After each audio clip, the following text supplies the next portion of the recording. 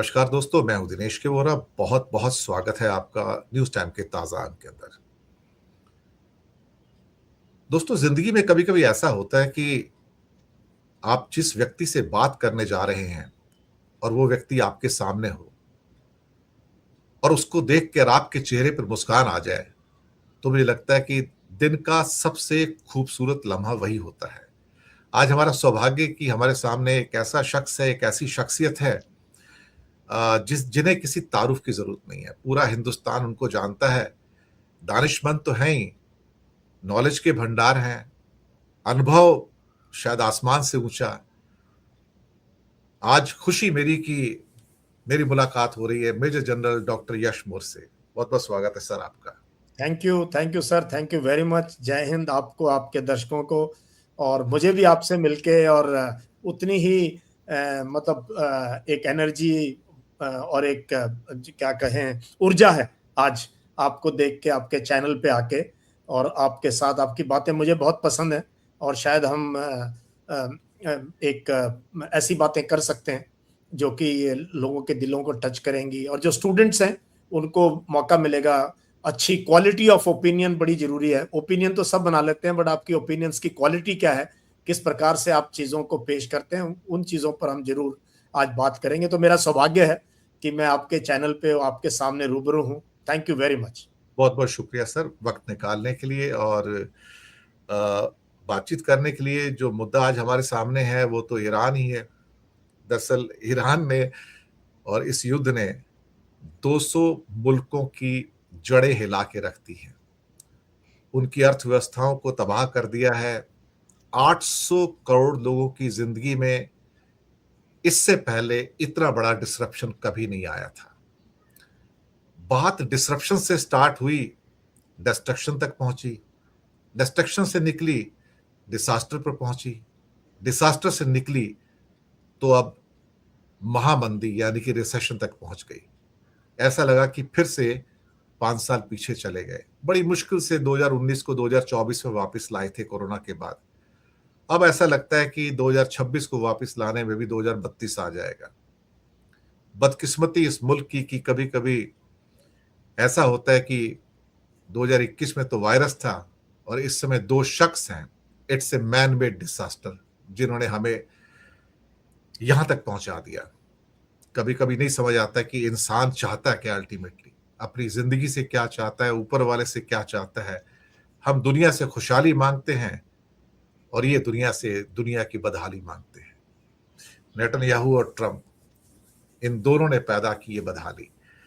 Iran में जो भी हो रहा है, मैं प्रश्न नहीं करूंगा सर, सीधा मैं आपसे यही कहूंगा कि आप अपनी टिप्पणी रखिए, विस्तारित टिप्पणी रखिए, अपने चश्मे से बताइए देखकर कि दुनिया में क्या हो रहा है और क्या होने जा रहा है।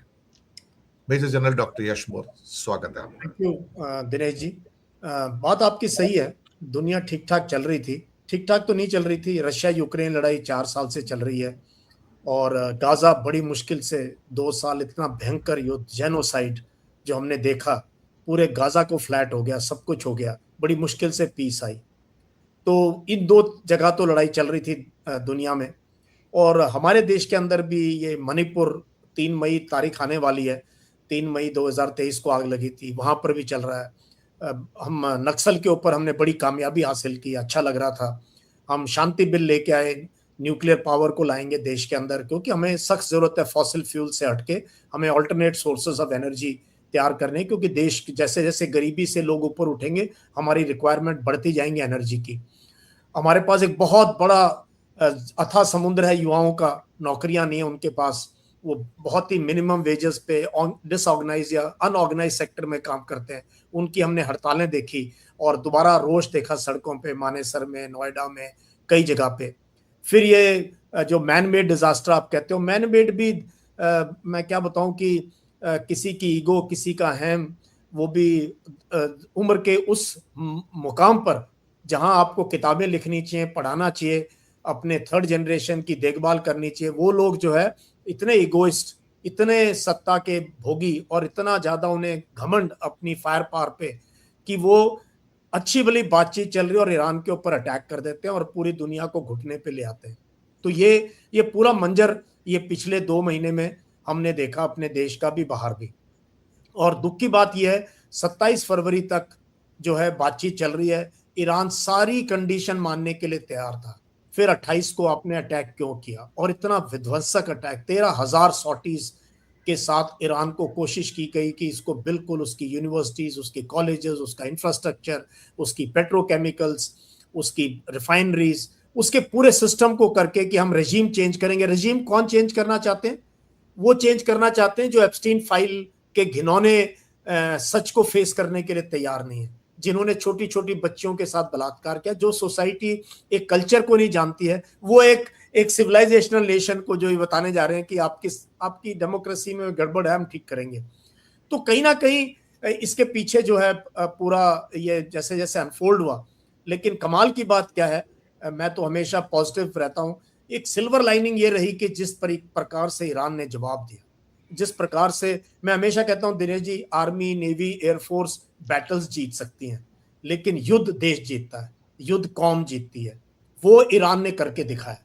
तो हमारे लिए, हमारे रीजन में, जिसकी हमारी हमारी भाषा इतनी मिलती है, हमारा सब कुछ इतना मिलता है ईरान के साथ, और सदियों का हमारा रिश्ता है, वहां पर इस प्रकार का एक देश उभर के आया है, एक मिलिट्री पावर, एक इकोनॉमिक पावर, एक कल्चरल सिविलाइजेशन, जिसने की सबसे बड़ी महाशक्ति को जो है 40 दिन की लड़ाई में मजबूर कर दिया जो है सीज फायर बुलाने के लिए।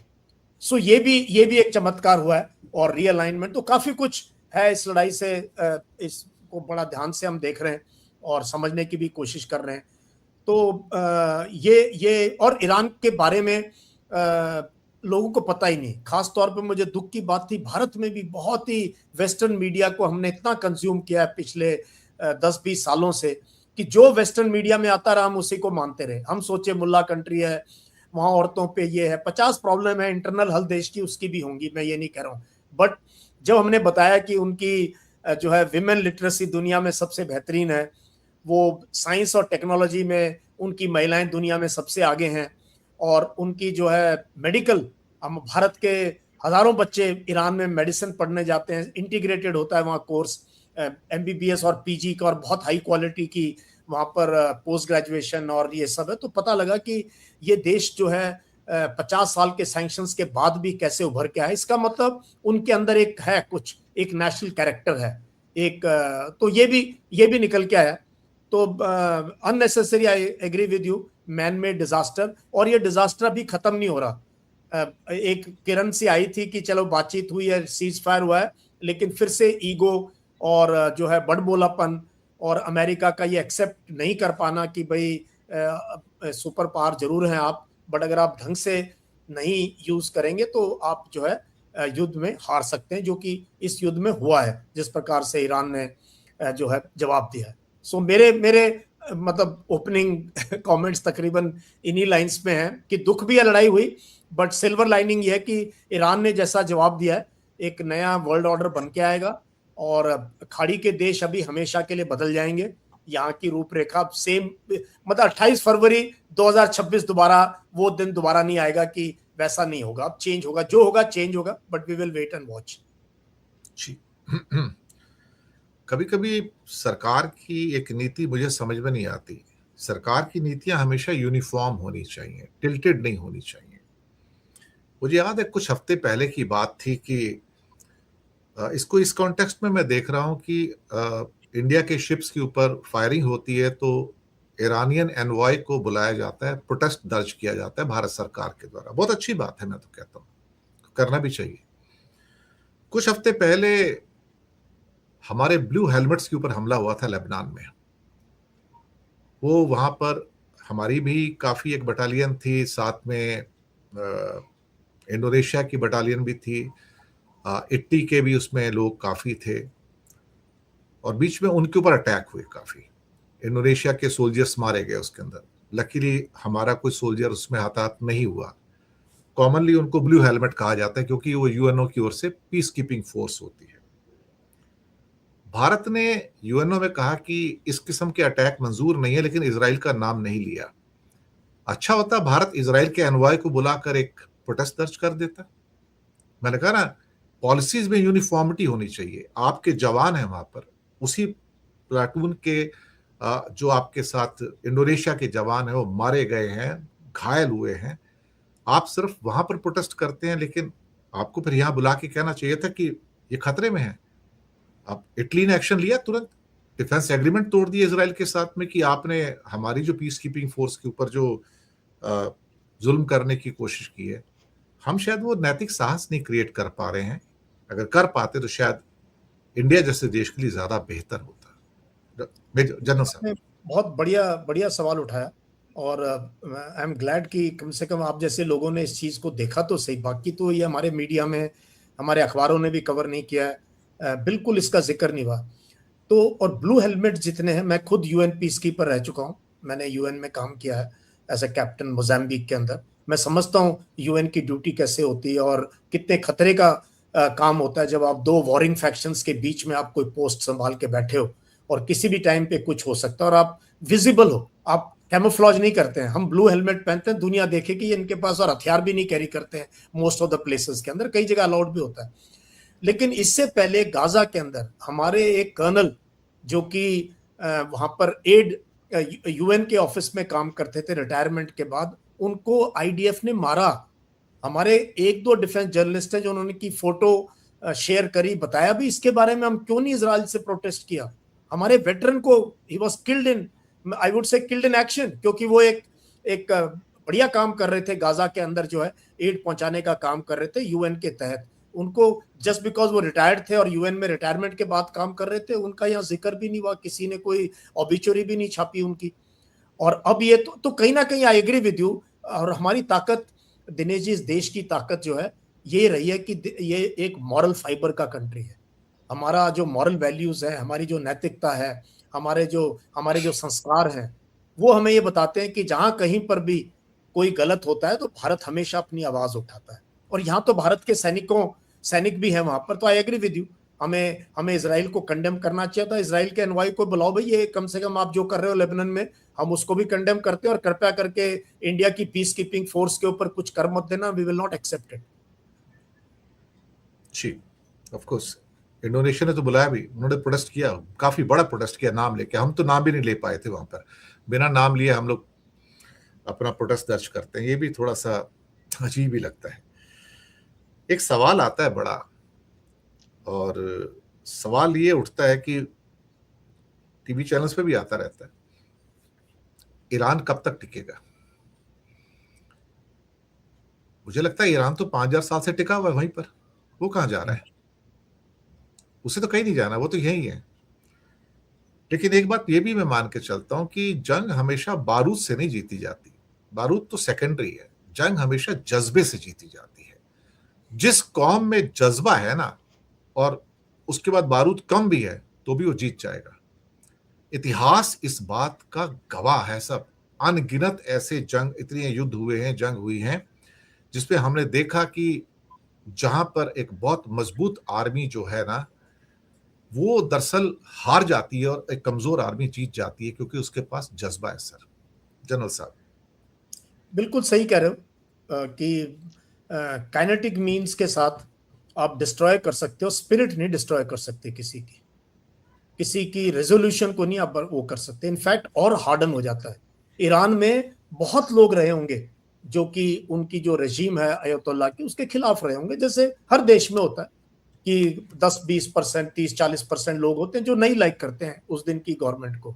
लेकिन जिस तरीके से अटैक हुआ, जिस तरीके से अयतुल्ला खमैनी का असैसिनेशन हुआ, असैसिनेशन है ये, और उसके बाद जैसे ईरान के लोग, जब इसने ट्रंप ने धमकी दी कि I will send you to stone age, तुम्हारे सिविलाइजेशन को मैं खत्म कर दूंगा, तुम्हारे पावर प्लांट्स को खत्म कर दूंगा, तुम्हारे सबके सब लोग बाहर सड़कों पर आगे हाथ पकड़ के खड़े हो गए कि आ जाओ तुम मारो, देखते हैं कितने लोगों को मारोगे आप। तो पूरी की पूरी कौम, और इन्होंने सोचा कि यहाँ पर लोग सड़कों पर आएंगे, विद्रोह होगा। एक कॉपी बुक स्टाइल, पता नहीं कहाँ से इन्होंने ये कॉपी पेस्ट आइडिया है इजराइल और यूएस का कि air power is everything, we have one god that is fire power, हम फोड़ देंगे, सब कुछ कर देंगे, लोग विद्रोह करेंगे, सत्ता पलट जाएगी, अपनी चॉइस का ले लेंगे, फिर इनके मिनरल, इनके ऑयल को काबू कर लेंगे, and everything will be okay. It doesn't happen like that, not with Iran, क्योंकि एक सिविलाइजेशनल नेशन है। और दूसरी चीज क्या है, ईरान को लोग समझते नहीं है कि ईरान एक ज्योग्राफिकली फोर्ट्रेस है। आप अब बिल्डिंगें तोड़ सकते हो, ब्रिज तोड़ सकते हो, अब ज्योग्राफी से कोई लड़ नहीं सकता। You can't fight geography. और इसीलिए मिलिट्री में हमें ट्रेनिंग में जब बिल्कुल सेक्शन प्लेटून लेवल की सबसे पहली चीज सिखाई जाती है, टेरेन को कैसे इस्तेमाल करना है। टेरेन क्या बता रहा है आपको, आपकी जमीन की हालात क्या है, पहाड़ का है, नदी नाले का है, आप जाओगे कैसे, मुश्किलें क्या आएंगी। तो ईरान को आज तक कोई कैप्चर कर नहीं पाया, जिसने भी कोशिश की फेल हुआ है ना। और ये लोग तो, आप तो इतिहास की बात कर रहे हो, मैं तो पिछले 50 साल में यूएस ने ये लेसन इतनी बार सीख लिया, इराक में सीख लिया, तालिबान के साथ अफगानिस्तान में, उससे पहले वियतनाम में। सो दिस ये चीज अब तो बिल्कुल और उसने जवाब सिर्फ एक जज्बे से ही नहीं दिया है, उसने जवाब वोरा जी जिस प्रकार से उन्होंने फाइट किया है, जिस प्रकार की लीडरशिप दिखाई है, मैं तो उस चीज का कायल हो गया हूं कि ऐसी leadership, directive style of command, कि हर एक को पता है मैंने करना क्या है और किस किस टारगेट को हिट करना है। उन्होंने रूल ही चेंज कर दिए। Iran did not fight the war which America and Israel wanted them to fight. They played the game totally different. Horizontally battlefield को पूरे खाड़ी के देशों में शामिल कर दिया।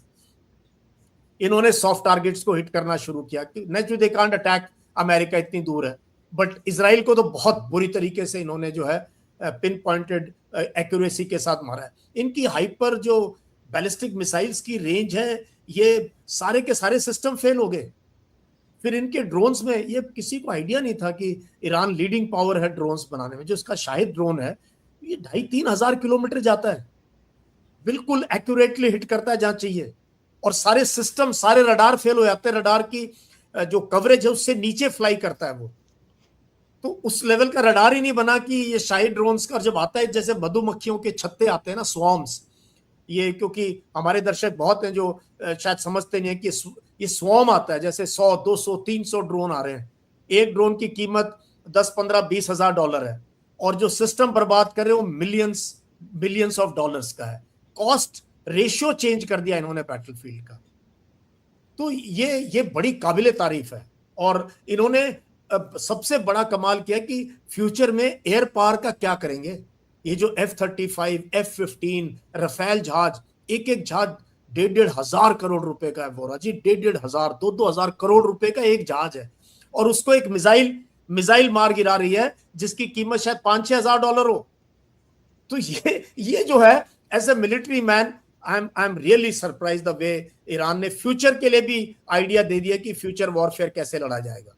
सो दिस इज रियली बहुत ही हैरत अंगेज तरीके से उन्होंने माइंड को भी यूज किया, टेक्नोलॉजी को भी यूज किया, और लोगों का जो मजबूत जज्बा है, एक उनमें हिम्मत है, एक कौम की, एक सिविलाइजेशन की, वो भी दिखाई। तो it's a whole of nation approach. And negotiation देखो कैसे कर रहे हैं वो, तो टेबल के ऊपर भी उनकी आप देखो लैंग्वेज, उनकी बॉडी लैंग्वेज, उनकी हर चीज। तो आई थिंक ईरान ने जो ये बहुत बेहतरीन तरीके से उन्होंने मुकाबला किया है अमेरिका और इजराइल कॉम्बिनेशन का। बिल्कुल आपने सही कहा। मेरे को लगता है 2-3 साल पहले भारत सरकार ने कुछ 28-30 ड्रोन का सौदा भी किया अमेरिका से, 30,000 करोड़ का। शायद उन्हें दोबारा सोचना चाहिए कि क्या ये ड्रोन्स का सौदा इतने 1,000 करोड़ का सही है, या जिस टाइप के ड्रोन्स खरीद रहे हैं वो इस लायक हैं भी कि वो आज की डेट में उन्हें, they are sitting ducks, anybody can down them. America के कितने सारे ड्रोन्स MQ-9 डाउन हुए हैं, कोई कीमत नहीं उनकी। अच्छा हुआ वोरा जी, हम ये आयरन डोम का एग्रीमेंट ना साइन करके आए इजराइल के साथ। हमारे लिए ये हजारों करोड़ रुपए का इक्विपमेंट की जरूरत नहीं, हमें सिर्फ अपना माइंड यूज करना है। And make in India, local बनाओ, इफेक्टिव चीजें बनानी, हमें ड्रोन सर और बहुत सी चीजों पे काम करना पड़ेगा, साइबर में बहुत काम करना पड़ेगा। वो बहुत इंपॉर्टेंट, नेटवर्क सेंट्रिक, वो एक अलग फील्ड है, किसी और दिन बात करेंगे।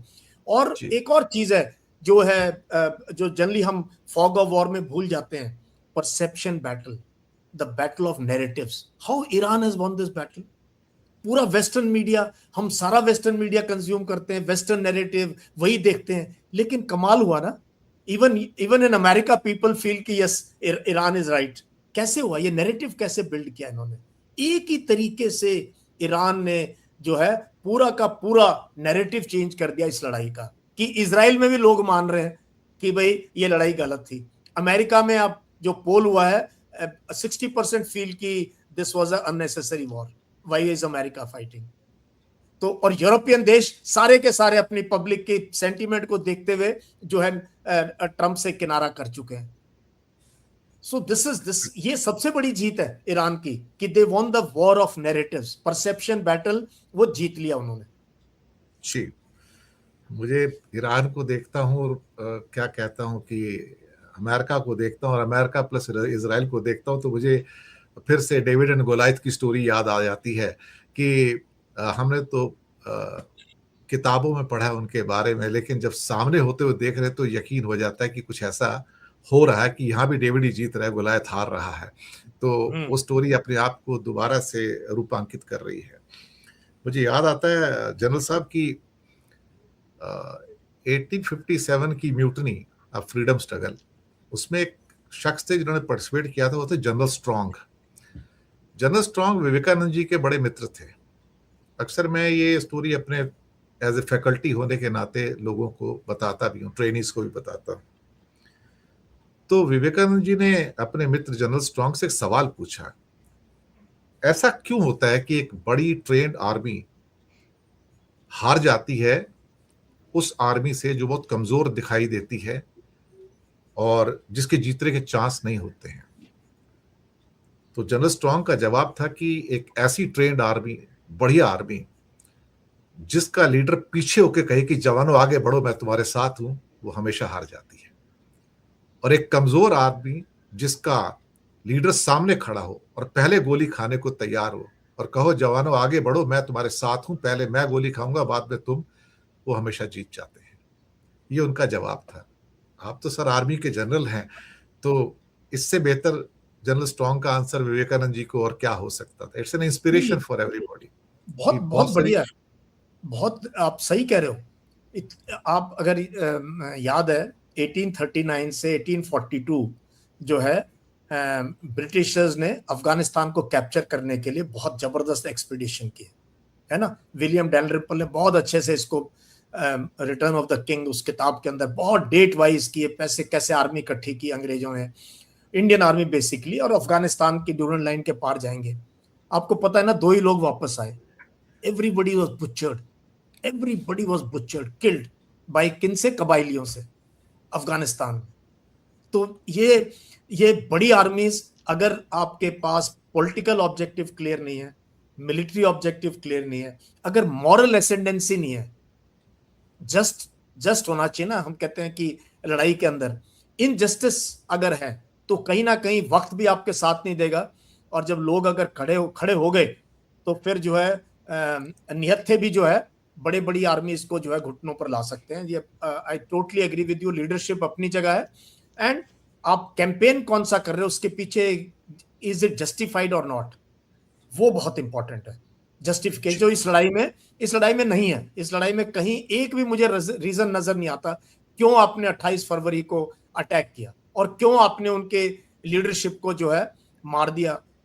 ये कौन से तरीके की लड़ाई है कि वेनेजुला से प्रेसिडेंट और उसकी वाइफ को रात को गायब कर दिया, यहां सोचा अयतोला को विद फैमिली, उनकी पोती भी मर गई उसमें, कौन माफ करेगा आपको। ये क्रिमिनल्स हैं, इनके ऊपर कभी ना कभी केस चलेंगे। एक्चुअली बहुत सारे लोग कहते हैं कि ये जंग जो है ग्रेटर इजराइल की जंग है। मेरा सोचना है कि ये ग्रेटर इजराइल की जंग नहीं है, ग्रेटर अमेरिका की जंग है। ये अमेरिका अपनी हेजुमोनी को उस हद तक ले जाना चाहता है जहां पर वो दुनिया का सबसे बड़ा बुली बन जाए। और ये हेजुमोनी स्टार्ट होती है पेट्रो डॉलर से। उसे मैं उसी पे आने वाला था कि सारी दुनिया लड़ाई के पेट्रो डॉलर। जी, ये मेरा एक आखिरी सवाल भी एक्चुअली देखा जाए, हाँ। उसी की पृष्ठभूमि है ये कि तेल को मैं कैसे कंट्रोल करूं।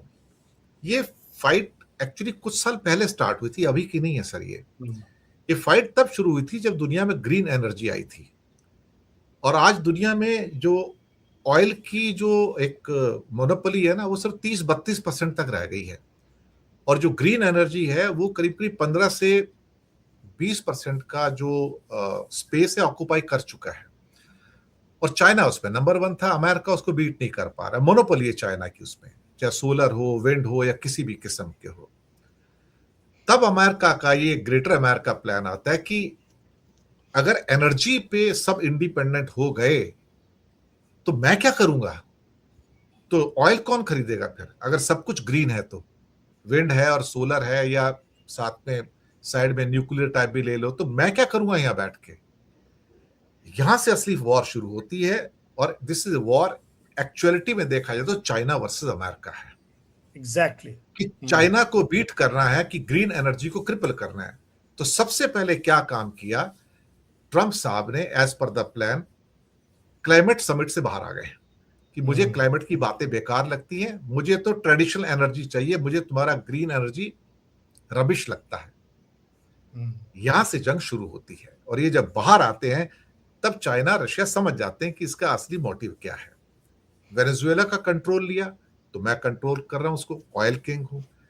और कहीं ईरान का भी तेल आ गया मेरे पास, तो फिर मैं फैसला करूंगा कि कौन तेल बेचेगा, किसको बेचेगा, कौन तेल खरीदेगा, किससे खरीदेगा। क्योंकि रशिया को मैं सैंक्शन कर चुका हूं, तो वो दुनिया का सबसे बड़ा प्रोड्यूसर वो भी है, वन ऑफ द, तो वो भी बाहर है। तो सब कुछ तो मैं ही बन जाऊंगा ऑयल किंग। और फिर उसके बाद ग्रेटर अमेरिका का जो मेरा सपना है, चाहे वेनेजुएला हो या कनाडा हो या ग्रीनलैंड हो या पनामा कैनाल हो, ये यहां से गाड़ी चल रही है सारी की सारी सर। और मैं ये समझ के चलता हूं यहां पर कि ये सॉल्यूशन इजी नहीं है, क्योंकि ईरान को हारना ना तो रशिया एफोर्ड कर सकता है ना चाइना एफोर्ड कर सकता है। वो वेनेजुएला को तो हार चुके हैं, अब वो इसको नहीं हारना चाहते, क्योंकि इसको हार गए तो बोली जीत जाएगा। और अगर अमेरिका हार गया तो उसका प्रभुत्व आने वाले सभी समय के लिए समाप्त हो जाएगा, क्योंकि 20 ट्रिलियन 22 ट्रिलियन की Chinese economy is just catching up, just और कैचिंग उसके पास अप। दुनिया की फैक्ट्रियां भी हैं। मैं इस पर आपकी एक विस्तारित टिप्पणी दूंगा, ये मेरा आखिरी सवाल है सर, और फिर मैं थैंक यू प्रोग्राम वेरी की मच। समाप्ति इनफैक्ट करूंगा। मैं तो ऐसे स्टूडेंट सुन रहा हूँ आपको, बहुत अच्छे तरीके से आपने बहुत अच्छे तरीके से समझाया इस पूरी चीज को। मैं इसमें ये भी ऐड करूंगा कि पिछले कुछ सालों से ब्रिक्स कंट्रीज, खासतौर पे चाइना, रशिया, ब्राजील, भारत ने एक बार बोला फिर पीछे पैर खींच लिए। एक करेंसी की बात हो रही थी कि अपनी करेंसी लॉन्च करेंगे, और नहीं तो कम से कम तेल जो है लोकल करेंसी में एक्सचेंज होना चाहिए। एंड चाइना ने ऑलरेडी युआन के अंदर तेल लेना शुरू कर रखा है, एंड बाटर सिस्टम के लिए भी तैयार है, सब कुछ तैयार। तो ये पेट्रो डॉलर, क्योंकि जब ये एग्रीमेंट साइन हुई सऊदी अरेबिया की और हेनरी किसिंजर की 1974 में, कि जो तेल लेगा डॉलर में लेगा, बेचेगा डॉलर में। अच्छा, इनके पास इतना डॉलर्स इकट्ठे हो जाते हैं, क्या करेंगे? ये यूएस के ट्रेजरी बॉन्ड ले लेंगे। बॉन्ड भी ले लिए तो कहते हैं चलो F-15 दे दो, इतने F-16 दे दो, एंटी वो क्या है मिसाइल वो हमें शील्ड दे दो हमें, क्योंकि ये सारे राजाशाही मोनार्की बड़े ऐशो आराम से रहते हैं, और ये अमेरिका पे डिपेंडेंट है। तो पूरा का पूरा अमेरिका ने एक डिपेंडेंसी क्रिएट कर दी। ये डॉलर घूम फिर के उनकी इकोनॉमी में चला जाता है। ये तो रिसाइकल हो रहा है $1 वही तेल की वजह से, which was affecting China and other countries. और हमारा भी इसमें हक था। एक्चुअली तो फायदा था कि हम भी ईरान के साथ रुपए में ट्रेड करते, या बाटर सिस्टम हमारा रशिया के साथ चलता रहा बहुत सालों तक। हम उनको चाय बेचते थे, वो हमें उसके जितनी कॉस्ट का उसके हथियार दे देते थे 60s और 70s के दौर पे। तो कंट्रीज कुड, तो ये आपको याद है जब ब्रिक्स समिट में ये हुआ था 2 साल पहले, ट्रंप की या यूएस की बड़ी तीखी टिप्पणी आई थी इसके ऊपर। और अभी भी ये जो है पूरा का पूरा ये जब भी ये लड़ाई खत्म होगी, जब सैंक्शन हटेंगे, और यूएसएसआर पे तो रशिया पे तो सैंक्शन तेल के हटा लिए हैं अभी 1 महीना और, तो रशिया तो अब खूब मार्केट रेट पे तेल बेच रहा है, पहले सस्ते में दे रहा था। तो रशिया की वॉर इकोनॉमी जो हमारे पे तोहमत लगाई ट्रंप ने, अभी ट्रंप हेल्प कर रहा है रशिया को to fight Ukraine because is earning more money now. तो ये पूरी की पूरी चीज आपकी बात सही है, पेट्रो डॉलर से है, और हेजीमनी से है, तेल को कंट्रोल करने से है। और बट कुदरत ने तेहरान को ज्योग्राफी दे दी, और तेहरान को ये स्ट्रेट ऑफ हॉर्मुज दे दिया, जो सबसे बड़ा इकोनॉमिक लिवरेज उसने पहली बार यूज किया, पहली बार उन्होंने यूज किया, इससे पहले कभी नहीं किया। तो एक तो ये पार्ट है। दूसरा आप देखो जरा यूएस की डबल स्पीक, पाकिस्तान एक टेरर फंडिंग कंट्री है, पाकिस्तान जो है उसकी मिलिट्री का वर्चस्व है वहां पे, पाकिस्तान ने हर जगह, अफगानिस्तान के अंदर आप देखो क्या किया, भारत के साथ क्या कर रहा है, उसके पास एटम बॉम्ब है, उसको आप ट्रस्ट कर सकते हो कि yes they are a nuclear power. और ईरान जो कि किसी पे अटैक नहीं है कर रहा है और उसके ऊपर सैंक्शंस लगे हुए हैं, उससे खतरा है कि इसके इसके पास न्यूक्लियर एनर्जी नहीं होनी चाहिए, ये ना करे डेवलप। नौ इजराइल के पास एटम बॉम्ब है। तो मतलब इसमें इसमें भी ये भी अब ये सिचुएशन चेंज होएगी because of the direct and solid support by China and Russia. They can not lose this. और ये बेवकूफी इजराइल ने करवा दी अमेरिका से इस लड़ाई में हिस्सा लेके, एंड ऑन अ प्लेटर इन्होंने रशिया को एडवांटेज दे दी। एंड चाइना तो देखो, they are winning this war without firing a shot. China is winning the war without firing a shot. तो China is playing cards very well इस पूरी चीज के अंदर। एंड अब आपकी बात सही है, China and Russia can not afford Iran to lose the war, not on the table and not on the battlefield. बिल्कुल आपने सही कहा। और वर्ल्ड ऑर्डर धीरे धीरे चेंज हो रहा है, बदलाव आ रहा है, और ये बदलाव काफी बड़ा बदलाव है, पैराडाइम शिफ्ट है।